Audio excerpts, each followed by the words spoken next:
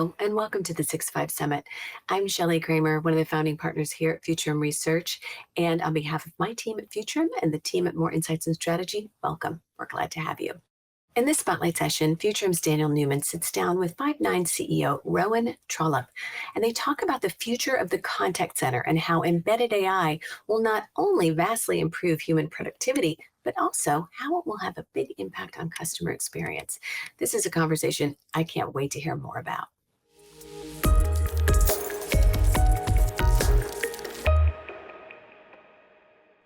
Rowan Trollope, CEO of Five9, welcome to the 2022 6-5 Summit. So glad to have you here. Thanks, Dan. Great to be here. It's been a minute, but I'm glad that you were able to make the time virtually still. By the way, never going to probably, qualified it, never probably going to do this event in person. Really? But never say never, Dan. I don't know. But that's what everybody said to me. They're like, we're not going to go back to live events. And then I got 200 live event invites in June. So time changes everything, and our memories are very short. You're I'm a lot more popular than I am. I did not get 200 invites. I can tell you that, Dan. Well, we can have an offline discussion on why that happened. I don't think popularity probably was the number one reason. But anyways, this collaboration track, listen, Five9 has had a really interesting year. The communication industry, of course, we saw what the pandemic did to collaboration and drove visibility into that. The contact center, customer experience. You guys are kind of at the center of all this. I'd call it a whirlwind year in many ways. Just talk a little bit about how the year's gone for Five9 and you in that role as CEO. Sure. Well, it has been a great year so far. I mean, we're just getting started here in 2022, really. We had a great Q1. So we're halfway through the year. It's been a great year for the company. And I think, last year we announced the largest deal in our company's history. And this latest one was a $44 million ARR deal. So clearly the largest companies in the world are now looking to the cloud to transform their customer experience, at least in the contact center. I mean, I think they have been there obviously for a long time, right? With CRM and some other platforms. But finally, the biggest companies in the world are starting to see that transition, to drive that transition to the cloud. Yeah, there's a lot of that going on. And of course, you guys, as one of the leading contact center technology companies, of course, the cloud contact center company. I'm sure some people would debate that, but I certainly, when I recognized the company that really made that leap, Five9 was that company. It's been a really exciting year. I mean, the idea of experience and customer service probably has never been more in vogue now, with more people consuming kind of all these online services, e-commerce. The way we actually can collect data on people, know what they're doing, be able to get the kind of help we need, get it in real time. That's quite a stack that has to be put into place. That's a mountain of data. That's a lot of, real-time interaction. That's got to give the right presentation to the people in the contact centers providing support.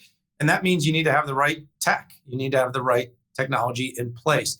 So you guys, of course, we've seen everything. People think contact center, they think about a cubicle farm, a bunch of people with headsets on and phones, but it's really changing quite a bit. The underpinnings of it are changing. Talk a little bit about kind of what you see in terms of the development of technology in the space that you're in. Well, yeah, you mentioned the cubicle farm with people with headsets on, and I worked in one of those cubicle farms 30 years ago, and at the time I thought, this is silly. Like, every day I'd come into work and take 50 calls, and it was this, 40 of them were the same. Or 45 of them were the same 45 calls I took the last day and the week before. It was just like, this is weird that, at the time there was no better way to do it, really. But 30 years later, and actually call it 25 years later, so 5 years ago when I started at Five9, I thought, hey, the technology has finally evolved to a point, and specifically with machine learning and AI, where I think we could start to solve this problem. And the problem being, the cubicle farm with human beings answering the same questions over and over again, which is not very efficient, and it's not very fun for the agents. I mean, it was pretty awful. It drives a huge amount of attrition. It's expensive for companies to deal with that, and it doesn't deliver a great experience to customers, like to the end user. or the customer of that product. So it's sort of like it's like a lose-lose all the way around, this whole way of doing it. So, my vision is like in the next 5 to 10 years, that cubicle farm with headsets on, while it's like smaller and more efficient than it was, it's going to probably go away for the most part. You're not going to see that as a feature of essentially every business in the world today that needs to engage with their customers. The only way to do it is to hire a bunch of people and throw headsets on. That's going to be a thing of the past. And that's not a new thing to say that, right? Like companies have been saying that for a while, self-service and this and that.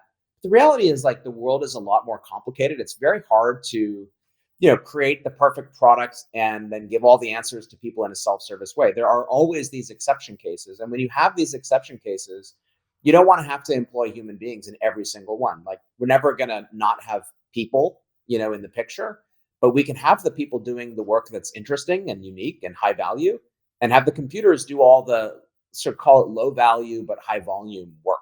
And that's the vision and the mission that we have been on and pursuing for the last 5 years. And now we've, I think, taken a leadership position in AI and automation and actually making this vision become a reality. And we're starting to see customers like at scale. We have a customer with 2,500 virtual agents answering phones and answering messages from customers.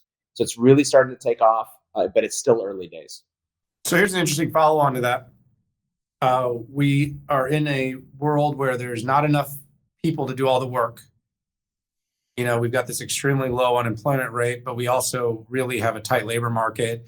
Tech is competing endlessly to try to find talent, but even across the board, contact center type roles, hard to fill right now. But we also sort of have this contention between human intelligence and artificial intelligence. And so you're kind of talking about how the future of this customer interaction contact center might look.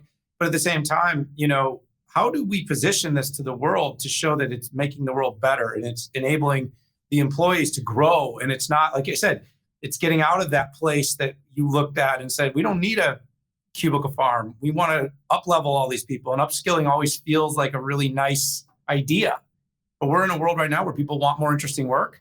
Technology can displace or replace or up-level. It can do all these above. So how do we deal with that kind of contention between human intelligence and artificial intelligence in the space, at least where you're serving? We don't view it as contention. We view this. Our team's been talking about something called collaborative intelligence, which is like machines and humans working together, which I think is the best outcome here. But look, history is full of examples of technology sort of eliminating, call it, drudgery from human beings. Like you can go back to, you ever watch Mad Men, Dan? Like that show, but like, I don't know. Like I used to watch that, and they would have these pictures of the secretary pool. I guess like the secretary pool used to be a thing, and it hasn't been a thing since I've been in business, but it used to be a thing. Like a bunch of people sitting in cubes on typewriters, typing documents, right, transcribing things. We don't have that anymore, and I don't think anybody misses it. That world where we had to have basically manual, everyone do the typing for other people because we just didn't have computers at the time. Or like bank tellers, like, when I first got a job, you would go down every week with your check and walk into a bank and deal with a teller who did kind of like a not very skilled job of taking your check, looking at it, putting it in a drawer, and then taking out some cash and handing it to you or putting it into your bank account. It was like, well, as soon as the ATM came along, it was like, oh gosh, we don't have to do that anymore, right? Now, the prognostication at the time was, hey, all the tellers in the US are going to go away. All the human beings doing this work are going to go away. Well, that's not what happened. At the time in the 80s, there was 350,000 tellers. Today, in 2020, there's like 600,000 tellers because banks were able to reconfigure their retail presences and move from these huge, branches that had hundreds of tellers and long lines to like a branch inside of, a Starbucks or inside of a Safeway or something, where you have, and the tellers are more expert. They are like small medium business, specialists. They are people that focus on loans or insurance or this or that or the other thing. So it's sort of like that's an example or two examples where we've seen these kinds of shifts before. We're going to see it in the contact center, and we are seeing it. And that'll be a huge opportunity for the tech companies that get it right. So I wrote a book called Human Machine, and we spent a lot of time focusing on this. I think you get it. I mean, you clearly do, and I think I get it. I don't necessarily agree that the world gets it. I think a lot of times when we introduce new technology that's disruptive, people always feel threatened. When you add Oh yeah. automation into workflows, people feel like, well, that's my job. Why are you automating my job? So there's always a little bit of responsibility on us as leaders in tech to help the market understand. And what you just said there, by the way, is probably the most important point is with every industrial revolution, whether it was, the one that drove the manufacturing line, the assembly line, right? And we said, oh, we'll have a lot less jobs now that you have an assembly line. Well, there's more auto workers now than there was by far, right? And the point is in every industrial revolution, it's created more jobs, not less. So we always think when the revolution starts is because most of us aren't futurists, and even those of us that sometimes call ourselves futurists, we're not really futurists. We don't know, and the point is I think AI is going to create a whole economy, and it'll create a whole series of new jobs. And I think that's really your story. What it really resonated with me, at least, is that that upskilling will happen, and these jobs will not go away. They'll be different. Yeah, and it's easy. Part of the problem, Dan, is it's relatively straightforward to see what jobs are going to go away. It's very hard to imagine what might be created.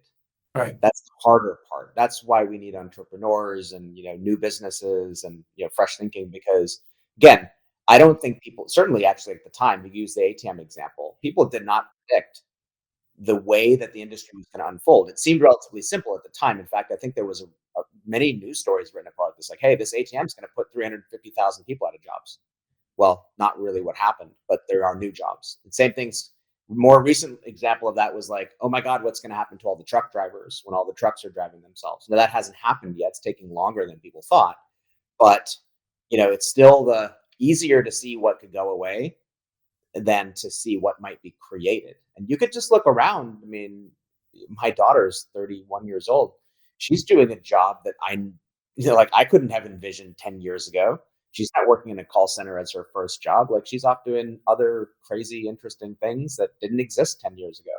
Nobody Yeah, saw an industry like social media, professional TikTokers and yeah, everything exactly. else out there, like nobody saw that coming. Nobody saw, day traders in crypto. I mean, there's all kinds of crazy things that popped up though that, we didn't know crypto would be a thing. I mean, there's so many things that keep happening and they're disruptive. And again, there's only a few real trendsetters out there that get this stuff. I want to shift and keep this going into something else though. I wrote a book called The New Rules of Customer Engagement years ago, and I had a rule called the 88 rule. And there's a new data point. The 88 rule was that 80% of companies thought they differentiated themselves with their service and experience, but that only 8% of the customers actually agreed with that. So 80% of businesses thought they were differentiated because of their great experiences, but only 8% of companies actually thought they were differentiated. Another data point that came out was that 62.4% of organizations, quote unquote, right now see the opportunity in evolving their CX transformation strategies to really stand out from their competitors. So the market still, this is like almost a decade since I wrote that book, still largely thinks they can stand out and differentiate using CX. You guys are at the center of this, the epicenter of the customer experience. Practically speaking, how can enterprises actually stand out? Boy, that is a doozy of a question, Dan. That 88 rule, it sounds pretty interesting. It does seem to ring true to my, at least like as a consumer, 8% maybe even seems high. When I think about businesses and the customer experience that I personally receive. Um, so I think, you have to start out with, this is not a technology problem. Um, this is a people actually getting into the details and caring enough to make a difference in this space, because it's like it's easy to say, but the contact center is kind of like, it's the place in, I'll just like relate it to my own experience. Um, like the only time the CEO like goes and visits the contact center generally in most companies is when something has gone horribly wrong. like like the phone system went down or something, like people can't receive calls and customers are complaining. And then the CEO finally has to go, what, we have a call center? Where is it? Like, let's go deal with that. I think that is still pretty much the case. Like, it's not the sexiest part of most businesses. Most businesses have it offshored or sent to lower cost locations, or even sent to BPOs and all kinds of other things. I just don't believe that executives will talk about it, but actually going and visiting the contact center and seeing what agents have to deal with on a day in day out basis, it's not generally high on people's priority list.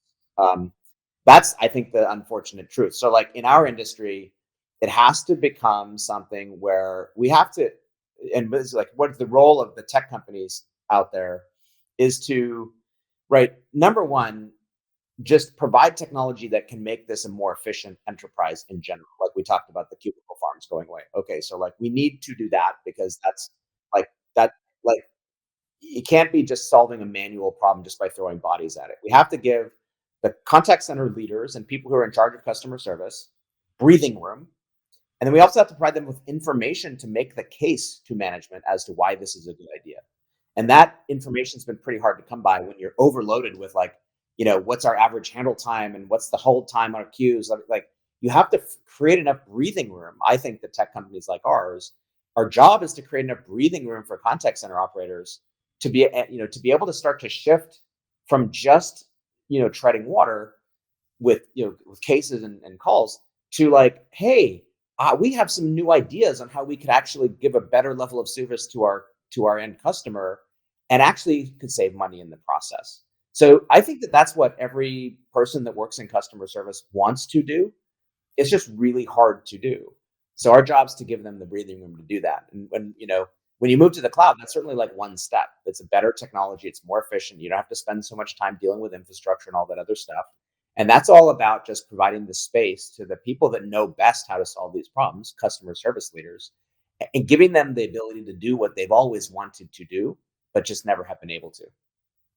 Maybe that's the 88 problem. I don't know.